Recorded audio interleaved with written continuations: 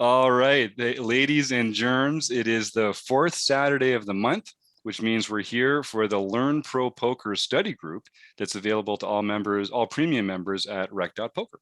So just in case if you're watching at home, on the first day of the month, we release a premium training video from Learn Pro Poker and Ryan LaPlante, and it's available for all our premium members at Rec Poker to watch.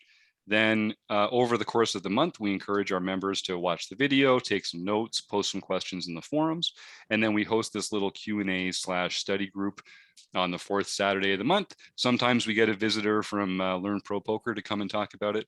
Sometimes it's just the gang, and we just sort of discuss the material, and like we do with all things at Rec Poker, we all kind of like learn together as we love to do. So this was a series of hand history reviews that Ryan LaPlante had done himself with a few of his students. It is he does these weekly, and every once in a while they'll produce a video where there's a certain theme for the hand history reviews. In this case, it was deep runs, and this is actually the second month where we're looking at the deep run hand history reviews. We looked at this last month as well. So this is deep runs part 2, and I'll just share my screen here for a moment. And if you are a member at Rec Poker, then you can just go here to Resources, Content Archive. That'll pull up all the videos. And you're looking for the category Learning with Partners. If you click on Learning with Partners, that'll bring up all the Learning with Partners videos in chronological order. So you just scroll down to the first of the month. Here it is. Learn Pro Poker, Deep Runs 2. And then here you go, you can watch that video. So we're not going to actually watch it today because we put these study group videos out for free on YouTube so that people can see how fun the material is and how great the stuff that they put out at LPP is. But I told Ryan that we wouldn't just go giving his videos away to everybody. So instead, we're just going to kind of use that as a prompt for our own discussions here. So I had a good time going through this. I think the deep runs are really interesting because, you know, in a lot of these big MTTs, whether you're playing on 1,000 tables down to 5 tables, that poker is all kind of very similar. There's a bubble, there's, you know, ICM pressure, ladders start, but really it's in those last 5, 4, 3 tables where you start to see meaningful pay jumps, you start to see ICM implications. Tables are breaking more often, you're playing short-handed more often. So I think there's just a very different kind of poker that gets played, like, you know, 27 or 36 down. And you only get to examine that on these deep runs. So first of all, did you guys have were there any hands or spots or concepts that Ryan brought up in the video that caught your eye that we could talk about today? Yeah, I think this is something I have struggled with so far, and I don't know if it's like a pretty small sample size at this point, but like I feel like I'm pretty comfortable in the spot of like not really catching many hands and then like trying to like get a 20 big blind stack from like, you know, 50 people to the money. Yeah. And just kind of like limping along, picking your spots. I feel like I'm pretty good at that. But the last couple tournaments I've played, I feel like I have a pretty big stack with 50 left. And then, you know, I feel like I'm trying to make a lot of the aggressive sort of plays that he's pointing out in this video. And I feel like they just never work. So some of the hands where it's like, oh, you know, you should like 3-bet this weak ace here against this player.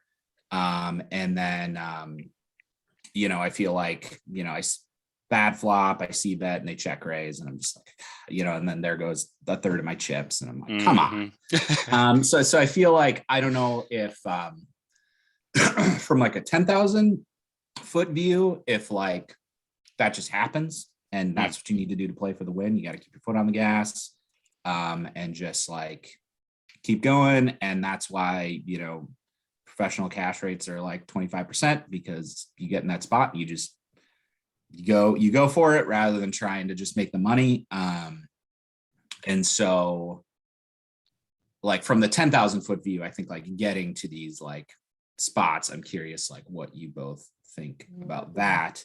And then I have a couple examples of hands from the video that are like spots that I saw, that kind of thing. Perfect. Well, I think that's a good combo approach to it, because the 10,000 foot view, the two things that I would say is that probably it is just a sample size. I mean, we don't know if it's a sample size issue or not, because the sample size is so small at this point, but it is, yeah. So, but that is quite realistic to expect that would be the case. And then the other thing that occurs to me, we're just getting a new member here. I'll just let them in. Another thing that occurs to me is especially that like 3-betting with a weak ace thing. That's the kind of thing that really benefits from having exactly the right person in the target for that. And it might not even be a question of like doing it wrong or doing it too often or something. It might just be a question of not being perfectly familiar with what are the characteristics that you're looking for when you go to pull that trigger. No, I keep forgetting. I should be asking people to promote them to the panel. I get so used to just promoting to the people to the panel. So I hope our friend Paul didn't get too far. They can come back and join us anytime. So that's the first thing that leaps to mind. And then the other thing about keeping your foot on the gas, I think that's definitely true, again, from 10,000 feet. And it's like GTO. That's the kind of attitude we should have going into it. And then we should be thoughtful about how we're going to deviate from that and what sort of like spot by spot, what spots we're going to decide to not do that, in fact. And I think most recreational players like us tend to skew to the passive side. And so I think people that are coaching us end up kind of hitting us over the head with the be more aggressive, 3-bet more, 3-bet wider, because that's the kind of edge that we need to be pushed towards. But I certainly suffer from like kind of turning on the fire hose instead of just a directed spray myself. So I think you can't go too far with it. Yeah, I know Rob's got a couple of things he wants to add, but he's in the middle of something right now. So did you have a couple examples, Dan, or was there something about that you wanted to? Yeah, I mean, like I think, like I think a good example. I don't know if this is a 3-bet hand, but at right at 30 minutes, there's this ace 4 hand. Okay, great example. That I felt like was a good example. He goes through these so fast. Yeah. Here, I'm just pulling it up here myself on my other monitor. Yeah. I mean, this is 3-handed, so it's like probably not as much of a but while you guys are pulling that up, like I've had a couple live hands recently where it's like, oh, perfect. King queen suited from the button, early position raiser that I know opens light, 3-bet him, he calls, turns total brick, but I throw out a big c-bet, he folds, and that was like perfect spot. And then 3-bet ace king from like the cutoff, 4 people call, and then like bad flop. And I think in the last monthly seminar, Chris had a good point that like you're not obligated to c-bet ace king on a bad flop against 3 opponents.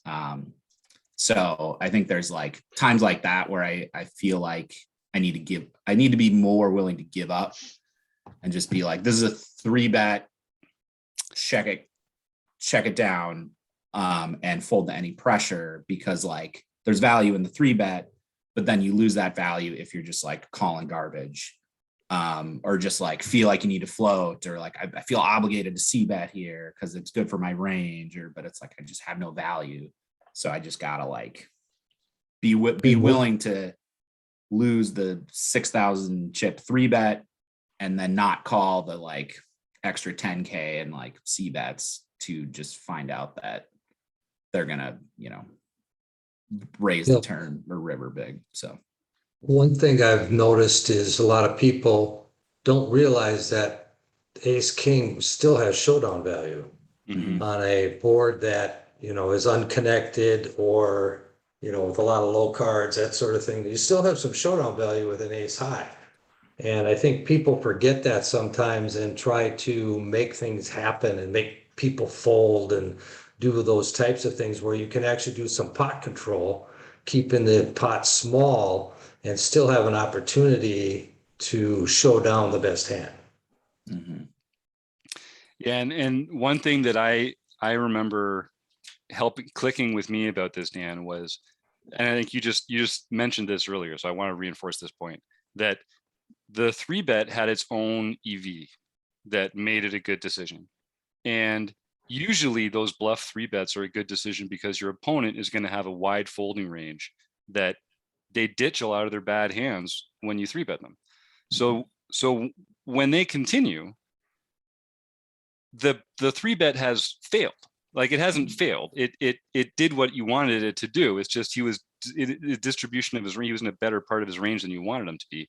And not every hand that you want to 3-bet with is going to be a good candidate to follow up with that C-bet on every board, given the range that they're going to be continuing with. So that's, and just like you can, it's like, sometimes I think we get stuck with this idea that we have to like stick to the plan, or that we have to like follow through on something, that like every time we bluff, we have to continue bluffing to tell this story that we had this pocket aces the whole time, but I do think that, like, for instance, like, I love to 3-bet light with ace 5 suited, because it hits a lot of flops well. It's got blocker, blah blah blah blah. But when it fails, I don't C-bet a lot of times with that kind of hand, unless it's got the kind of qualities on the flop or the board that are good for it. Just like you might call in position instead of 3-betting, because you're going to exploit a different tendency of the opponent on the flop or on the turn or something like that. So so I'm not telling you anything you don't already know, but that was one good point. No, that's super helpful. Yeah. Yeah. Because I think in a way it's almost to like the savvier players at the table, like showing that you're 3-betting light in some cases. Then next time when you do have aces, they're going to look you up more. So, you're like, it's that like, oh, I don't want to look weak after my 3-bet, but in some ways you look confidently weak because you're just like, yeah, I took a shot. I missed. It's okay. Like, come at me next time. So I think that's a good like way of like reframing it to be like, I guess I, like, to some of the more aggro players in the nightly game, for example, being like, I don't feel the need to C-bet when I miss. Like, adds a little more. It balance makes to you a it. more complex player. Yeah. So it makes you less predictable. It makes you harder to play against. It makes you harder to range post flop, because you're being more thoughtful, playing a mixed strategy in some of these spots. I think Tommy Angelo really leans into that. He says, like, when someone calls your bluff, proudly table that bluff, show it, earn it, you own that, just like you do the other parts of your game. And then just, be thoughtful about how your image is changing in the minds of the other players, and then just remain one step ahead of them when it comes to the leveling war that comes along with that. And I feel like, oh, here we got a second Jim. Can't go wrong with that. So, and I found I was really channeling my Tommy Angelo. I played some live poker over the last day in Montreal, and it was the first time I'd played live poker like competitively in a while. And I felt like I was doing my best Tommy Angelo. I was folding a lot of blinds that I would normally continue with. I was not playing out of position. I was just like turning down 50-50 spots because I didn't need to invite that poker pain into my life, stuff like that. And so I felt like I was really channeling my Tommy Angelo in exactly that way, and just like, yep, bluffs out there. That's who I am. Get used to it. So. Yeah, nice. Awesome. Do you guys want to watch this ace forehand? Yeah, so I've got it queued up over here. Starts at 29.45, I guess. Yeah, so he looks like he is on the button, or no, big blind, button raise, small blind call, and then he has the like they're pretty even in chips right here.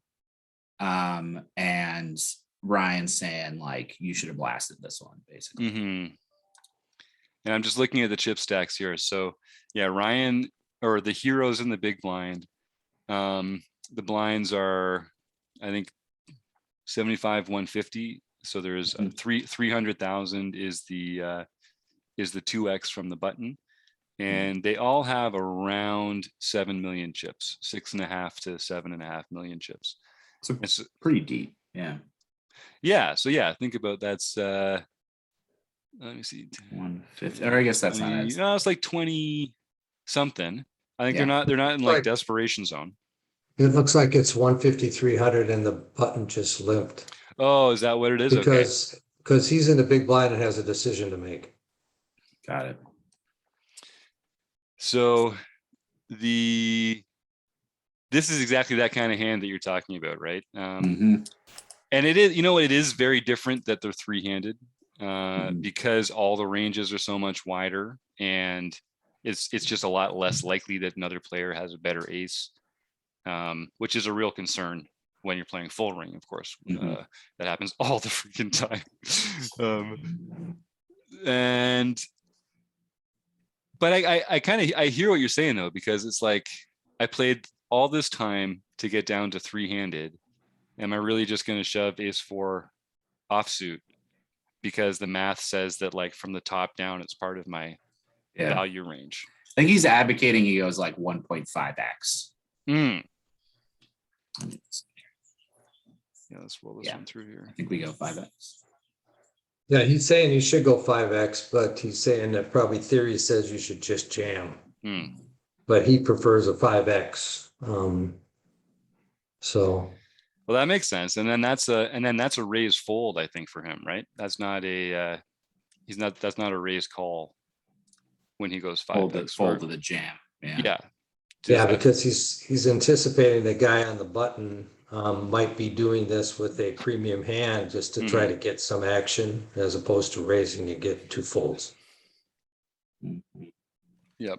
And is like the part of the theory is like, okay, if I go 5x here and get called or jammed on, like I might fold out ace 6, ace 7, ace 8, ace 9, Yes. even ace 10. And so then if I get a call, I'm looking, and then an ace comes out, I know that like I need to be cautious of like ace jack, ace queen, ace king here. Maybe not ace king, because ace king probably gets jammed, but I need to be Yeah. like cautious of like good aces that are like dominating my ace. So I shouldn't like go to town when I hit my ace on the flop. So you're getting a little more information here, rather than kind of going into this hand blind as a like, hey, he could have a better ace than me. I don't know. And then Yeah, he could have pocket aces that he just limped, hoping somebody would get frisky with them. So if you just limp behind, you have no idea where you're at, and you have not narrowed his range at all.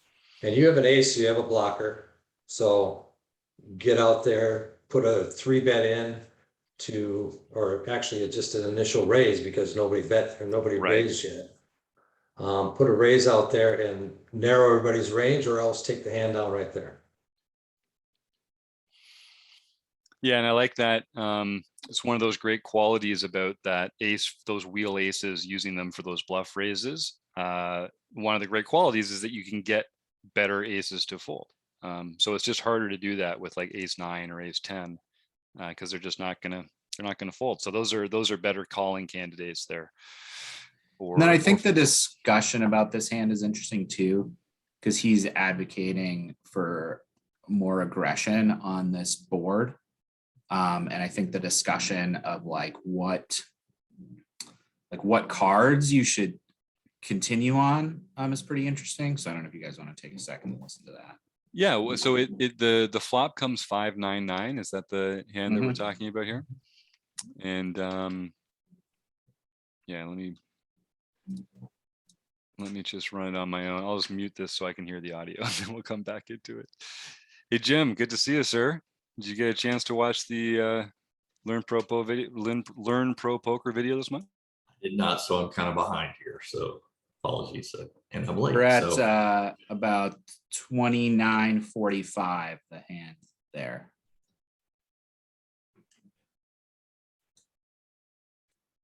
Yeah, so he does talk about going 5x, and their shove range is going to be tight enough that we can just comfortably fold. He does say, theory standpoint, it could be a shove.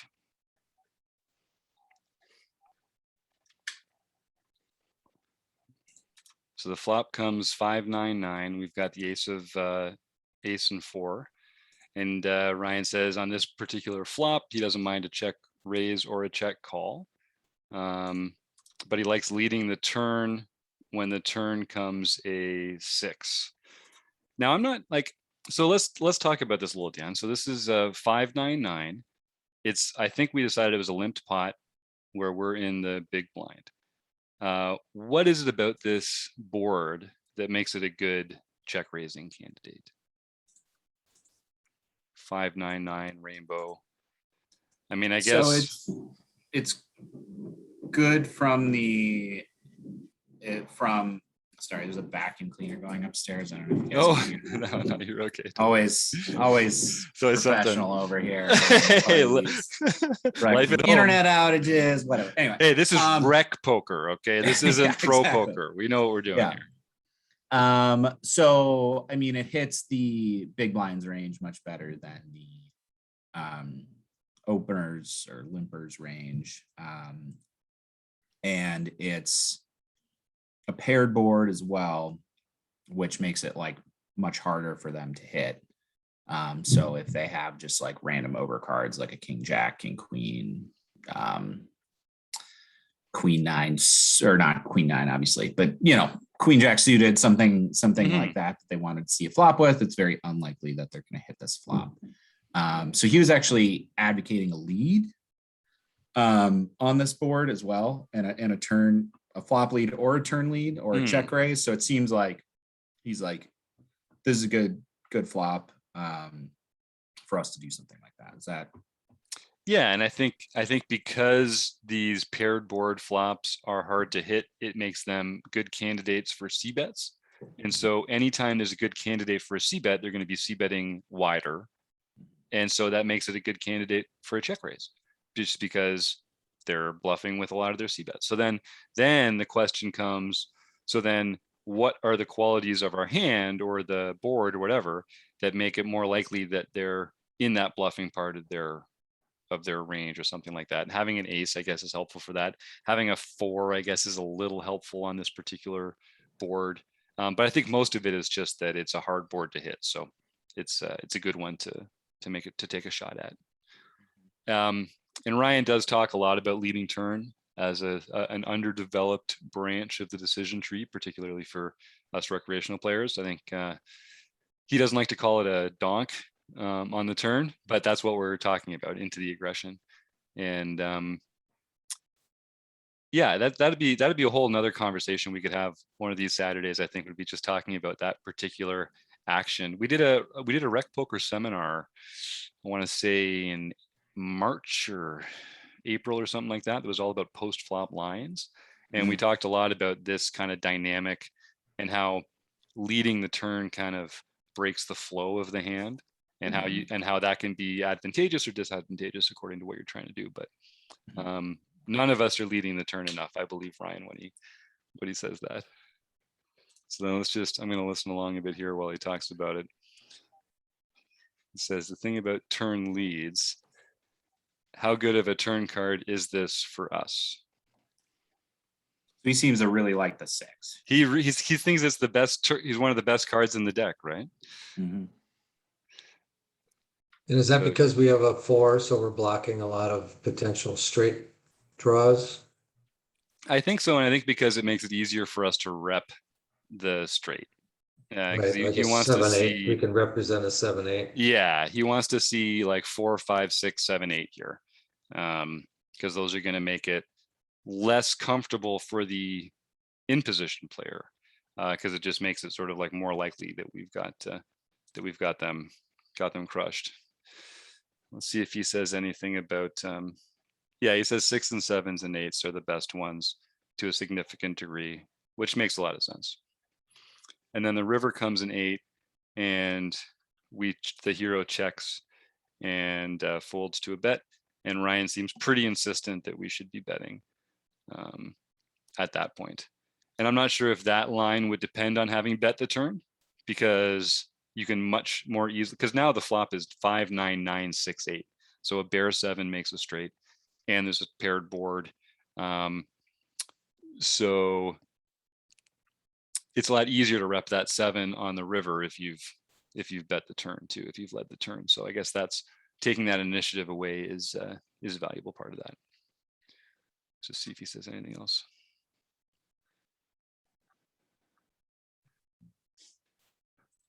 Yeah, and this is as played. Once you check, it's a fold with ace high. But yeah, leading, taking the initiative away.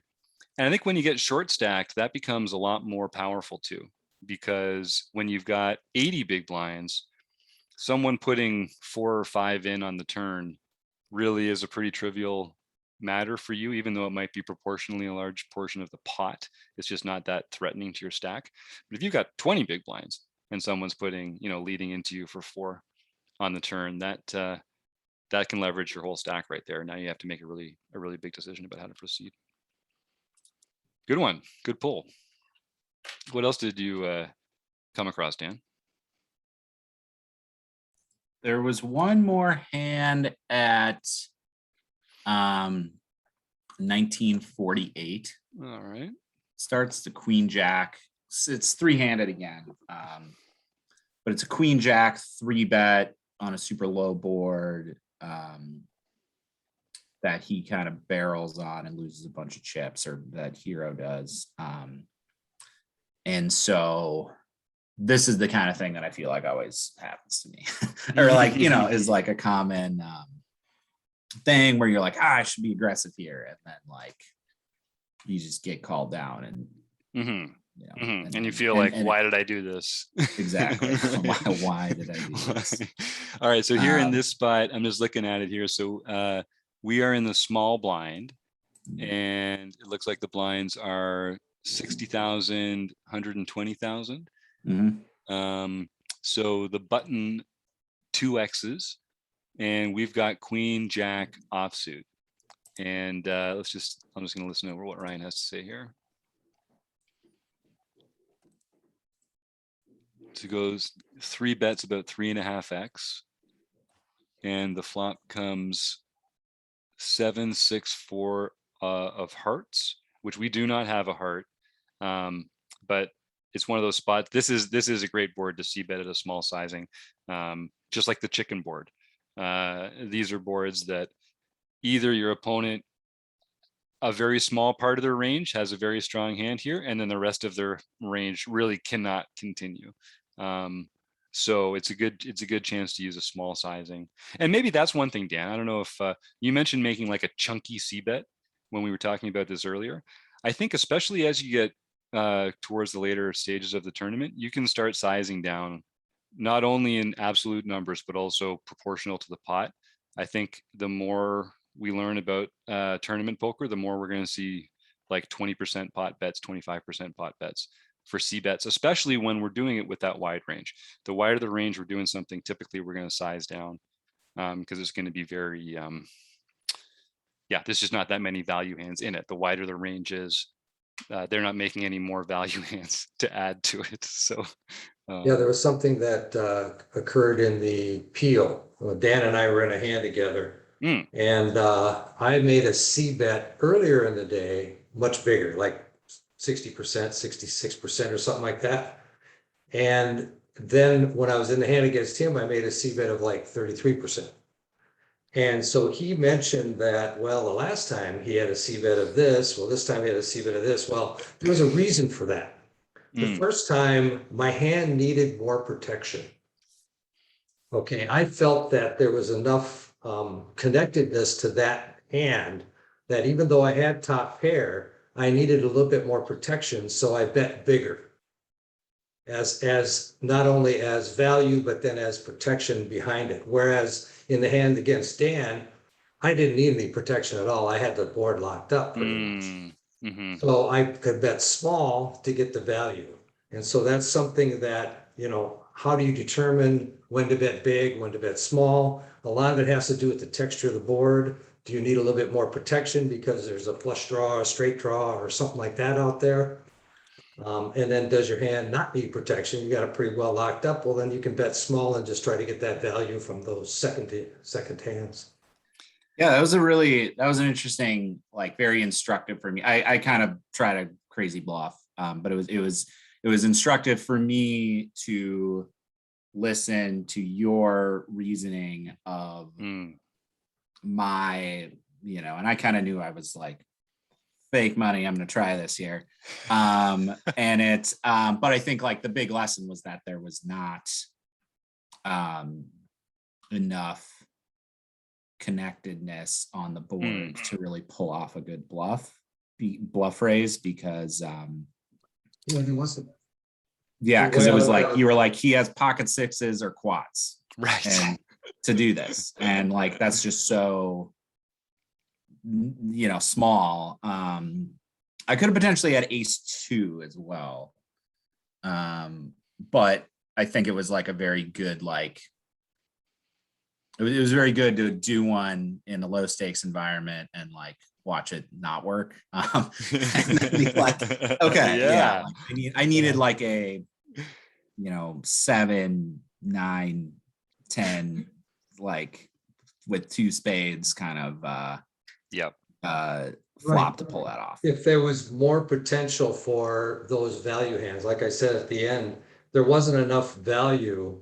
There was so many more bluffs than there was value in what you were doing. So I had to call it down because there wasn't enough value for me to make me fold. Mm-hmm. And if people aren't familiar with what Dan and Rob are talking about there, this is the Peel, the Play, Explain, and Learn. So Eric Jin, or Binkley, you might know him at Rec Poker, runs this every Thursday night. 6 players get together in a deep stacked cash game environment.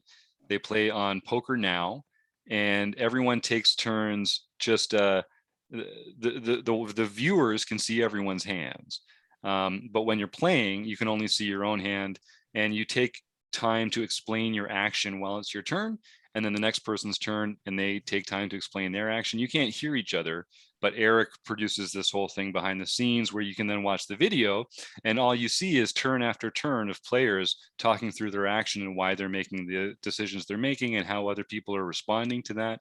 So it's a great way to figure out how are other recreational players thinking about this kind of stuff. How could I be thinking about it differently? How can I use this information against them? It's for all this kind of stuff. But it's a great, and it's free for all premium members at Rec.Poker. Just join that group on the left there, that red bar. Join the group for the Peel, and that's one of the more fun ways you can have spend an hour this week. I guarantee you. And great learning material too. Yeah, I've found it incredibly helpful to just like organize your thinking and like, what am I thinking about here? What hands am I targeting? Like things that you may not think about if you're just like clicking. So there's a long time bank, which is helpful. And so you kind of like can sit there and be like, well, I'm doing this, but wait, am I considering this? So I think it's a really, and then if you get into some fun hands, it's really fun to go listen to what the other players thinking about. Yeah, and Eric's done a really good job of calibrating it so that in order to watch the videos, you have to be in the group and you have to kind of join in from time to time and put yourself out there and share your own thought process. So it's great. It's like a little sub community that we've got going on here. And I think one of the things that makes it so helpful is just having to talk about your actions. And we talk about this in our study groups all the time. Forcing yourself to talk through your actions, I guarantee you will eliminate some stupid, lazy mistakes that you're making. And not you, Dan. I just mean anybody. Well, yeah, me too. But like Sky Matsuhashi talks about this with game tape. Just record your play, screen grab yourself playing while you're talking, and force yourself to talk about your action as you're going. Take your hand off your mouse and just say out loud why you're doing what you're doing. And if you make yourself do that, you're going to realize that, oh, actually, I don't really have a good reason for why I'm doing this. I just felt like doing it, but I won't. And step 3, profit.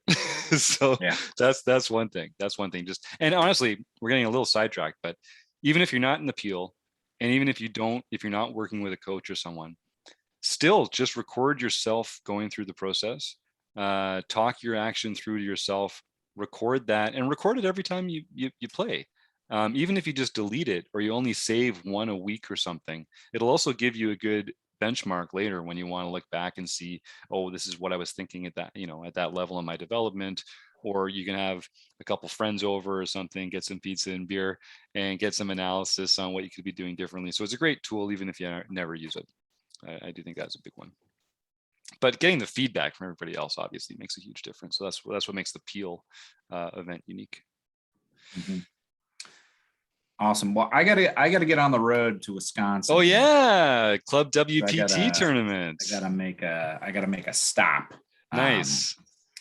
Well, let's just wrap it. We're at about 1:45. Unless Rob or Jim, you've got something else you want to get into.